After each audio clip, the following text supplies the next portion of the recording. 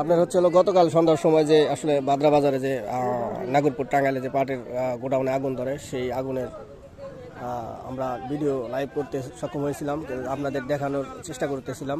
তো এই মোটামুটি দেখেন এই যে কি একটা অবস্থা হয়ে গেছে। পাট আসলে 450 থেকে 500 মন পাট পুড়ে ছাই, তিল গেছে 14-15 মন, আরও আদার্স কিছু জিনিস আছিল। তারপর ধান পুড়ে গেছে, ধানের ক্ষতি হয়েছে, বেশ ক্ষতি হয়েছে। এখানে আনুমানিক তারা আসলে আন্দাজ করতে পারছে যে আসলে প্রায় 20 লক্ষ টাকার মাল ক্ষতি হয়ে গেছে। তো সেই ধ্বংসস্তূপ বা আগুনে লেলিহা শিকা যে পাটের যে গোডাউনে যে আগুন, সেই আগুনের সর্বশেষ পরিস্থিতি আমি আপনাদের দেখানোর চেষ্টা করলাম আর কি।